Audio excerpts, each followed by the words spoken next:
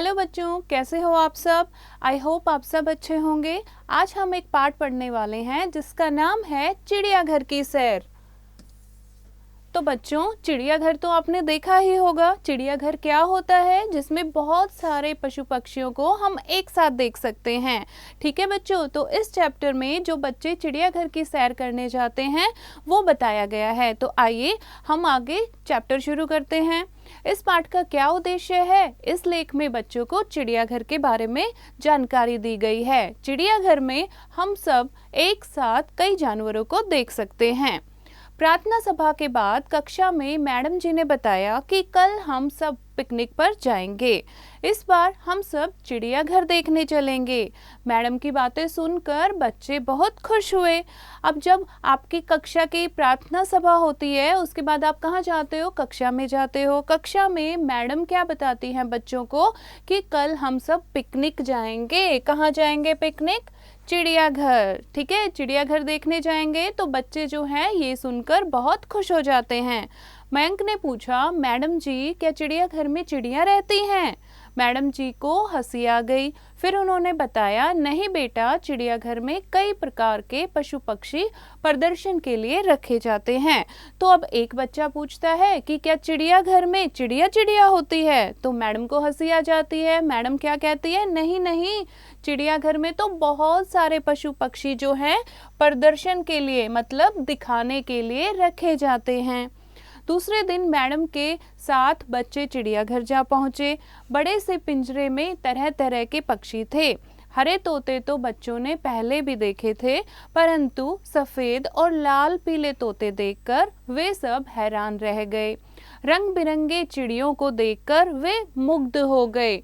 मुग्ध मतलब बहुत खुश हो गए। तो अब बच्चों ने क्या देखा? अब वो चिड़ियाघर पहुंचते हैं। वहां पर वो क्या देखते हैं? बहुत सारे अलग अलग पशु पक्षी देखते हैं।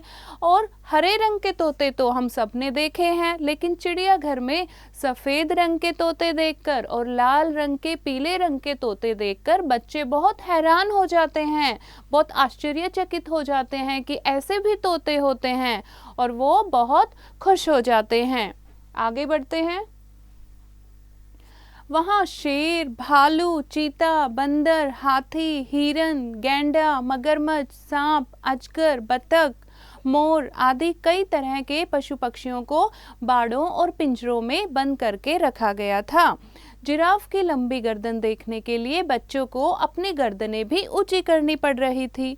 किताबों में दिखने वाले सभी जानवरों को जीते जागते इधर उधर टहलते हुए देखकर बच्चे बहुत खुश हो रहे थे। तो देखा बच्चों, जैसे आप चिड़ियाघर में जाते हो तो आप बहुत सारे वहाँ पर जंगली जानवर देखते हो जिनकी आपने सिर्फ तस्वीरें देखी होती हैं, किताबों में या टीवी में देखा होता है, उनको आप वहाँ पर देखते हो। जैसे कि शेर, भालू, चीता, बंदर, हाथी, गैंडा, बहुत सारे जानवर वहाँ पर होते हैं। जिराफ जो है वो इतना लंबा होता है कि उसको देखने के लिए बच्चों को भी अपनी गर्दन ऊपर करनी पड़ती है। अब सब बच्चों ने वन मानुष देखा तो वे देखते ही रह गए। मैडम जी ने बताया कि शुरू में मानव का यही रूप था। तब तो बच्चों को और भी आश्चर्य हुआ। अब बच्चों ने क्या देखा? वन मानुष। वन मानुष क्या होता है बच्चों? एक तरीके का बंदर होता है। जब उन्होंने वन मानुष को देखा तो वो बहुत ज़्यादा आश्चर्यचकित हो गए, हैरान हो गए कि ये कैसा बंदर है, ना ही ये मनुष्य है ना ही ये बंदर है। तो मैडम बताती हैं कि ये कौन है। मैडम बताती हैं कि पहले मानव जो है उसका यही रूप था, उसके बाद हम जैसे हैं हम ऐसे बन गए। ये सुन के तो बच्चों को और भी आश्चर्य हुआ, वो और भी ज़्यादा चौंक गए। मैडम ने पूछा, बच्चों कैसा लगा चिड़ियाघर? मज़ा आ गया? सब बच्चे एक साथ चिल्लाए। अब मैडम ने सब बच्चों को चिड़ियाघर दिखा के पूछा कि कैसा लगा आप सबको चिड़ियाघर? तो सारे बच्चे खुशी से चिल्लाते हैं, मज़ा आ गया। जब मैडम ने सब बच्चों को बताया कि हमारे मन में जीवन जंतुओं के प्रति प्रेम और दया होनी चाहिए, कभी भी किसी भी जीव जंतु को तंग नहीं करना चाहिए तथा उनकी रक्षा करनी चाहिए। तो बच्चे बहुत खुश होते हैं चिड़ियाघर देखकर।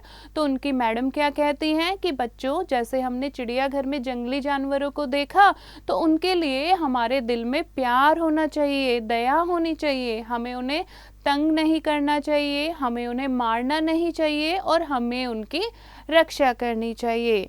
तो बच्चों, इस कहानी से क्या संदेश मिलता है? चिड़ियाघर में जानवरों को कभी खाना या फल आदि न खिलाएं। क्यों नहीं खिलाना चाहिए? क्योंकि आप कोई भी फल या खाना खिला रहे हो सकता है उस खाने से या उस फल से वो बीमार पड़ जाएं। ठीक है बच्चों, तो इस कहानी से हमें ये सीखने को मिलता है कि हमें सबसे प्यार से रहना चाहिए और हमें अपने जंगली जानवरों की, पशु पक्षियों की रक्षा करनी चाहिए। तो आशा करती हूँ बच्चों, आपको जो ये पाठ है ये समझ आया होगा। एक बार फिर से इसको दोहराएंगे और अभ्यास जो है उसको आप स्वयं करेंगे।